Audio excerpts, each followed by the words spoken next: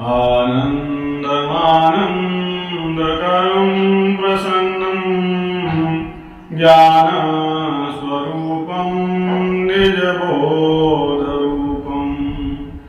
योगीन्द्रमीशं बहुरोगिवैद्यं श्रीमद्गुरुं नित्यमहं नमामि। श्रीमद्गुरुं नित्यमहं नमामि। यं ब्रह्मा वरुणेन्द्ररुद्रमरुतः स्तुन्वन्ति दिव्यैस्तवैः वेदैः साङ्गपदक्रमोपनिषदैः गायन्ति यं सामगायम्। ध्यानावस्थिततद्गतेन मनसा पश्यन्ति यं योगिनो यस्यान्तं न विदुः सुरासुरगणा। देवाय तस्मै नमः। देवाय तस्मै नमः। नारायणं नमस्कृत्य नरं चैव नरोत्तमं देवीं सरस्वतीं व्यासं ततो जयमुदीरये। बोलिए लक्ष्मी नारायण भगवान की जय, शंकर भगवान की जय। ओम इष्ट देवेभ्यो नमः, कुलदेवेभ्यो नमः, स्थान देवेभ्यो नमः, ग्राम देवेभ्यो नमः, तत्कर्म देवेभ्यो नमः, सर्वेभ्यो देवेभ्यो नमो नमः। बोलिए कार्तिक मास की जय।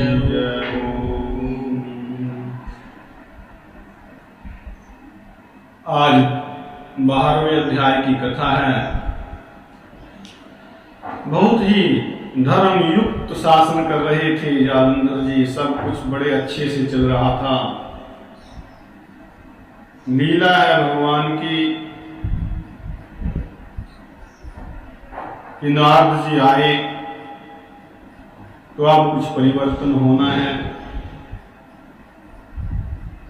नारद जी कहते हैं कि मैं भगवान के दर्शन के लिए और उसकी राज्य लक्ष्मी को देखने के लिए, उसके राजकाज की व्यवस्था को देखने के लिए वहां गया। और शैमां संपूज्य विधिवद्दानवेन्द्रोति भक्तिमान संप्रहस्य तदा वाक्यम जगाद भुवनेश्वरः। उस भुवनेश्वर राजा ने मेरी विधि पूर्वक पूजा करके हंसते हुए कहा, हे ब्राह्मण, कुतः आगम्यते ब्राह्मण किंचित दृष्टम त्वया प्रभु। हे ब्राह्मण, आपका कहां से आगमन हुआ है और क्या कुछ देख के आ रहे हो? आपने क्या कुछ देखा है और यहाँ किस लिए आना हुआ? मुझे आज्ञा दीजिए, कुछ करना हो। नारद उवाच, नारद जी कहते हैं कि गतः कैलास शिखरे दैत्येन्द्राहं यदृच्छया तत्रो मया महासीनं दृष्ट्वानस्मि शंकरम्।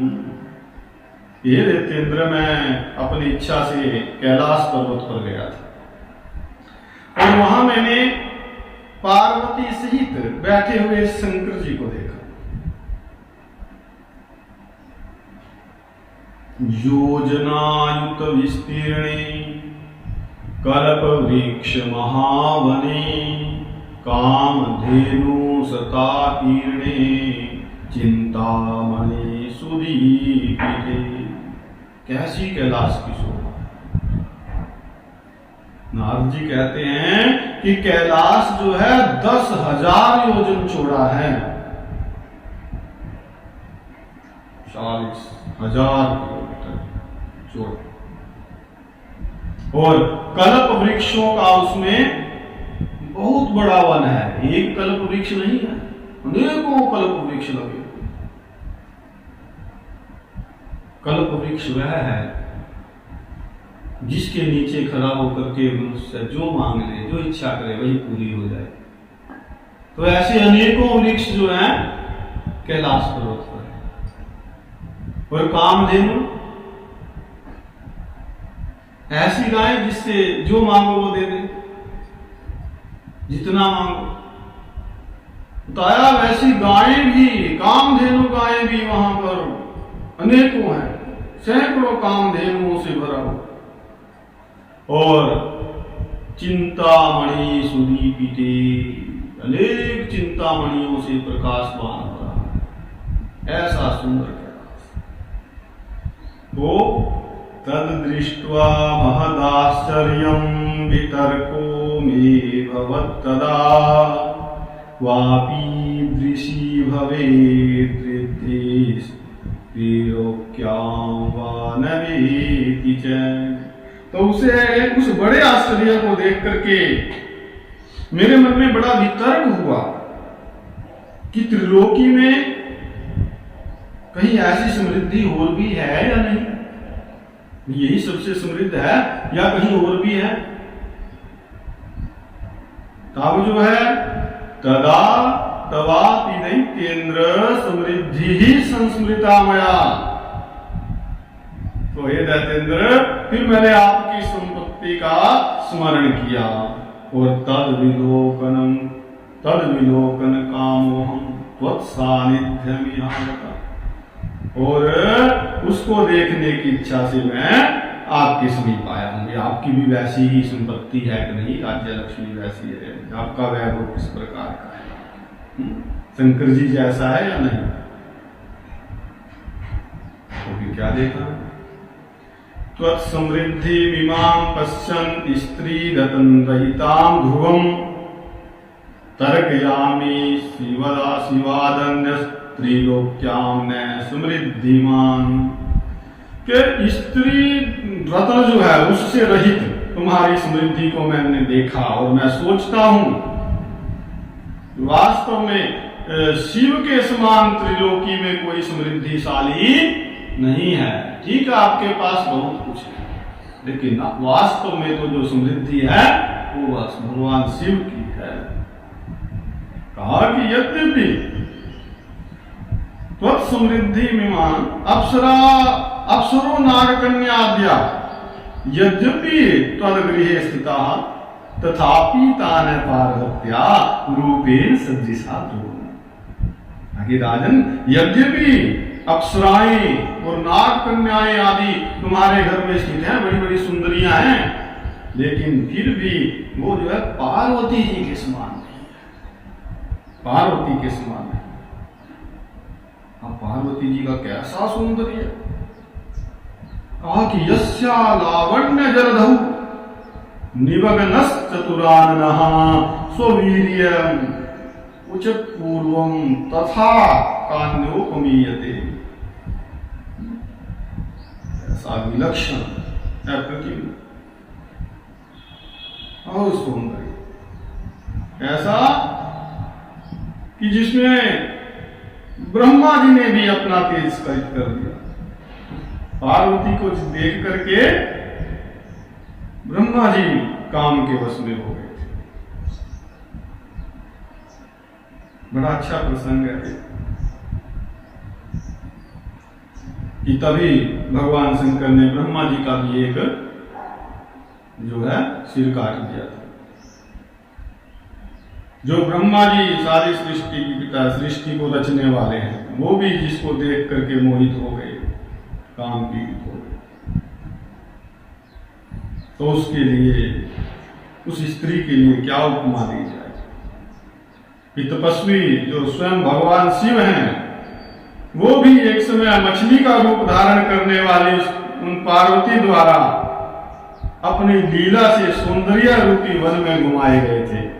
तो भगवान शंकर जी को भी मोहित कर लेती। कामारी जो है भगवान शिव, काम को भी जीतने वाले, काम के शत्रु, काम को भस्म कर देने वाले जो भगवान शंकर हैं, ऐसे मेरा उनको भी जो मोहित कर लेती है, ऐसी उनकी सुंदर। और यस्या पुनः पुनारूपम पश्यन् धाता विसर्जन सरस्तासां तत्समयी का विनको। सृष्टि के समय अर्थात पार्वती की उत्पत्ति के समय ब्रह्मा जी ने भी जिसके रूप को बारंबार देख करके अप्सराओं को उत्पन्न किया है, ब्रह्मा जी ने पार्वती जी के स्वरूप को देखा और सोचा कि मैं इस जैसी और बनाऊं कुछ और रचना करूं। अनेकों अप्सराएं बना दी, लेकिन उनमें से एक भी पार्वती जी के समान वो नहीं बना पाए। जो सारी सृष्टि को रचते हैं, सृष्टि के बनाने वाले हैं, वो ब्रह्मा भी पार्वती जी के समान सुंदर कोई स्त्री नहीं बना सके, बहुत प्रयत्न करने पर भी। अतः स्त्री रत्न संभोक्तु समृद्धिस्तस्य सावराः। तो स्त्री रत्न के भोगने वाले इन शिव की समृद्धि जो है सर्वश्रेष्ठ है। ये निर्णय हो गया, सर्वश्रेष्ठ तो भगवान शंकर की समृद्धि है। तो हे दैत्येंद्र, सब रत्नों के स्वामी होते हुए भी उन्हें जो भी उत्तम वस्तुएं संसार में थी, उत्तमोत्तम, चाहे वो नागों के पास थी, चाहे गंधर्वों के पास थी, चाहे मनुष्यों के पास थी, चाहे राक्षसों के पास थी, चाहे देवताओं के पास भी थी, आपने उन सब रत्नों को अपने पास बुला लिया, अर्थात अपने राजकोष में स्थापित किया, उन रत्नों को ग्रहण कर लिया। लेकिन फिर भी उन पार्वती जी जैसा रत्न आपके पास नहीं है। फिर भी आपकी समृद्धि शिव जी के समान नहीं है। शिव जी ही श्रेष्ठ है, उन्हीं की समृद्धि, वही समृद्ध है। तो मुक्ता तमामन्यत्र गते मयि शैलैत्यरा तद रूप श्रवणादासीन अंग ज्वर पीड़िता, ऐसा कह करके और उससे आज्ञा लेकर के नारद जी कहते हैं मैं तो वहां से चला आया, और जब मैं वहां से चला आया तब वह दैत्यों का राजा जो है पार्वती के स्वरूप को श्रवण करके अनंग ज्वर पीड़िता, काम ज्वर से पीड़ित हो गया, दुखी हो गया। अब यहां ध्यान देने की बात है कि किसी वस्तु के गुण सुन करके कोई वस्तु किसी के पास है और उसकी वस्तु को ग्रहण करने की इच्छा करे, भाई सब कुछ मेरे को ही मिल जाए, उस पर अधिकार भी करना चाहिए, तो ये इच्छाएं ही मनुष्य के पतन का कारण बनती है। बहुत कुछ था, बहुत कुछ था, लेकिन सर्वश्रेष्ठ सब कुछ मेरा होना चाहिए। और जब जब भी महत्वाकांक्षा इतनी अधिक बढ़ी है, दूसरे की स्त्री को पाने की इच्छा मन में जागी है, ऐसा जिसने भी किया है उसका पतन हुआ है। आप संप्रेषयामास दूतम तु सिंहिका सुतम त्रयंबकाय तदा किंचित विष्णु माया विमोहिता। ऐसा हुआ है, लेकिन ये सब होता क्यों है? ये सब लीलाएं हैं भगवान की। किस लिए नाटक होते हैं? जैसे कोई हमें ज्ञान देने के लिए, समाज को शिक्षा देने के लिए। दूसरा, इससे भी बड़ा कारण क्या है? इन लीलाओं के माध्यम से हम भगवान का चिंतन कर सकें, जिससे कि जीवन सफल हो। जैसे रामलीला होती है, कृष्ण लीला होती है, सबको पता होता है क्या होना है क्या नहीं। कोई राम बनता है, कोई राम भी बनता है, कोई कृष्ण जी बनते हैं, तो कोई कंस भी बनता है। तो ऐसी ये लीलाएं हैं भगवान की, ज्ञान प्रदान करने के लिए समाज में कैसे रहना है, क्या हमारा लक्ष्य है। ये लीलाएं, तभी तो इनका हम पुराणों से श्रवण करके, पठन करके, अनेक प्रकार की शिक्षाएं प्राप्त करके अपने जीवन को उज्जवल बनाते हैं। ये भगवान की महती कृपा है प्राणी मात्र, इस प्रकार की लीलाएं करते हैं।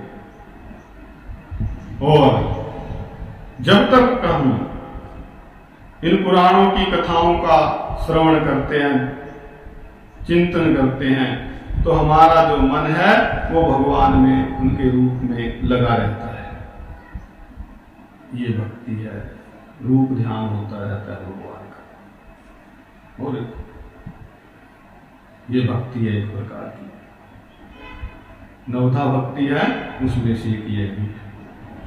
श्रवण भक्ति तो है ही है, वो कीर्तन है, और ये रूप ध्यान वाला जो सिस्टम बड़ी दिव्य। तो इसके उपरांत जो है उसने विष्णु की माया से मोहित होकर के शिव जी के पास सिंहिका का पुत्र, सिंहिका का पुत्र कौन है? राहु। राहु को दूत बना करके भेजा, और राहु जो है श्वेत वर्ण चंद्रमा के तेज से अपने शरीर की कालिमा को कृष्ण वर्ण के चंद्रमा के समान करता हुआ कैलाश की ओर गया।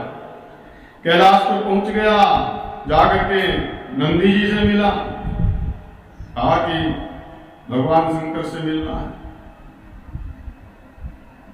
आज नंदी ने जाकर के शिव जी से आज्ञा ली, और फिर उसको राहु को शिव जी के सामने ले गए।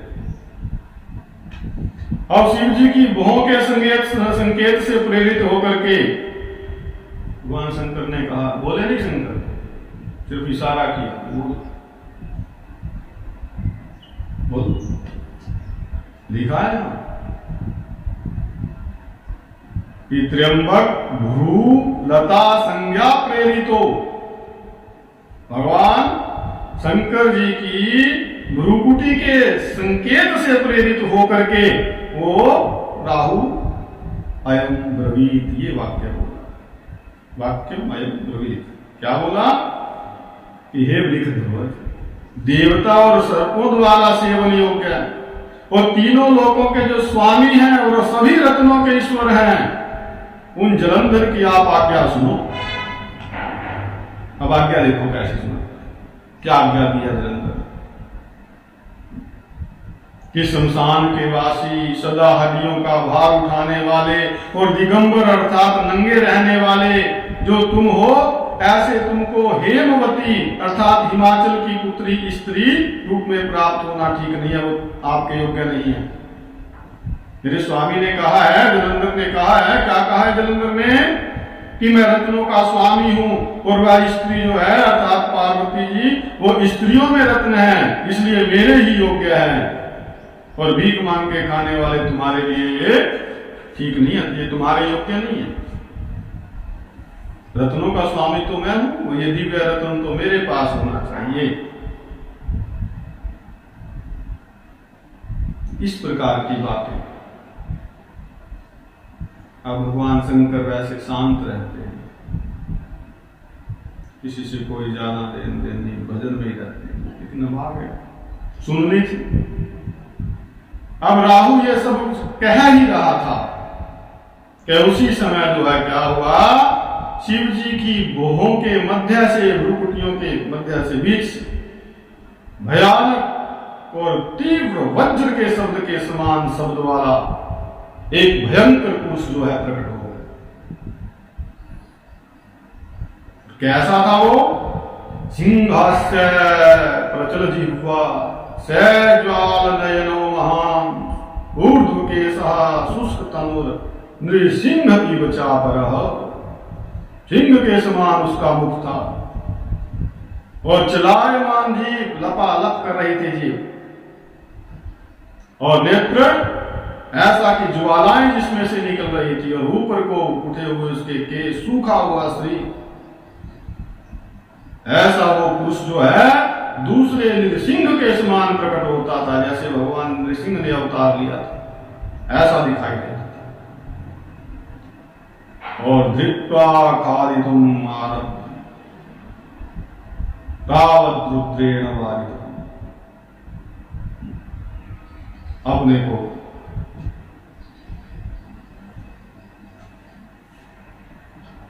और वो फिर जो है राहु को खाने के लिए दौड़ा, और अपने को खाने के लिए आता हुआ देख करके राहु अति वेग से भागा, लेकिन उस पुरुष के द्वारा पकड़ लिया गया। और धृत्वा खादितुम आरब्धस् तावत् रुद्रेण वारित, वह उसे जब पकड़ करके खाने लगा, इसको राहु को खाने लगा, तब रुद्र भगवान ने उसको रोक दिया। आखिर रुको, तो क्या कहा कि नैवासु वध्यतामेति दूतोऽयं परवान्यतः, कि भाई दूत जो है ये पराये के अधीन रहता है, दूसरे के अधीन रहता है, वो तो एक संदेश वाहक है, दूसरे के अधीन है। जैसा जिसने संदेश दिया उसने आकर के सुना दिया, इसलिए वह मारने योग्य नहीं होता। यहां एक नीति की बात उसको सुनाई भगवान शंकर ने उस जीव को जो शेर के समान मुख वाला था। नैवासो वध्यतामेति दूतोऽयं परवान्यतः, दूत जो है मारने योग्य नहीं होता, क्योंकि वो दूसरे का संदेश लेके आया, दूसरे के अधीन होता है। तो मुंचेति पुरुषा श्रुत्वा राहुं त्याज्य सुवंबरी, इसे छोड़ दे। इस वचन को सुन करके उसने राहु को आकाश में छोड़ दिया, और राहु को छोड़ करके फिर उस पुरुष ने भगवान शिव से प्रार्थना की है। वही पुरुष जिसका सिंह के समान मुख है, नेत्र से अग्नि निकल रही है, राहु को तो छोड़ दिया, लेकिन हाथ जोड़ करके भगवान से प्रार्थना करता है। इक्षुधा मां बाधतेऽत्यन्तं क्षुतक्षामश्चास्मि सर्वथा, किं भक्ष्यामि देवेश तदाज्ञाप्य मां प्रभो, कि मुझे भूख अत्यंत बाधा दे रही है, दुखी कर रही है कि महाराज मुझे बहुत भूख लगी और मैं क्षुधा से दुर्बल हो रहा हूं, कमजोर हो रहा हूं भूख के कारण। तो ये देवेश मैं क्या खाऊं, मुझे आज्ञा दीजिए, मुझे बताओ महाराज। मैंने छोड़ तो दिया आपके कहने से उस राहु को ना, लेकिन मैं क्या खाऊं, भूख बड़ी तंग कर दिया मुझे। भगवान ने कह दिया कि भक्ष्यस्त्वात्मानः शीघ्रं मांसं स्वं हस्तपादयोः, कैसी बोल के शंकर जी कि तू शीघ्र ही, अगर इतनी भूख तेरे को लगी है तो जा अपने हाथ पैरों का भक्षण कर ले, अपने हाथ पैर ही खा ले। और तू पूछाएंगे यार खाने को क्या खाएगा, अपने हाथ पैर खा ले। भगवान शंकर ने तो ऐसे ही कहा दिया, ऐसे ही कह दिया। लेकिन उसने क्या किया, भगवान के इस वचन को आज्ञा माना ना, और शिव की आज्ञा मान करके उस पुरुष ने अपने हाथ पांव का मांस, हाथ पांव के अपने शरीर को ही खा गया सारे, और केवल सिर ही बचा। उसका सिर मात्र जब शंकर जी ने देखा कि वो तो सारा कुछ खा गया, ये पक्का स्वामी भक्त है, ये सही सेवक है। तो अपने स्वामी की आज्ञा पर फिर विचार नहीं करता क्या करना क्या नहीं करना, जो कह दिया सो कर दिया बस। खा ले अपने हाथ पैर, खा लो अपने हाथ पैर, खा लो, वाह धन्य। तो उसका सिर मात्र देख करके उस समय अत्यंत प्रसन्न से और विस्मय युक्त होकर के उस भीमकर्मा पुरुष से बोले, क्या बोले कि त्वं कीर्ति मुख संघ्यो ही भव में द्वारगः सदा।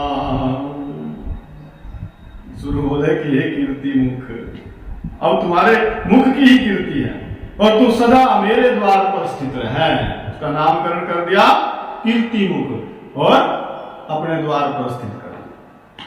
तो तब से जो है कीर्ति मुख शिव जी के द्वार पर स्थित रहता है, वो द्वारपाल हो गया वहां भगवान शंकर जी का।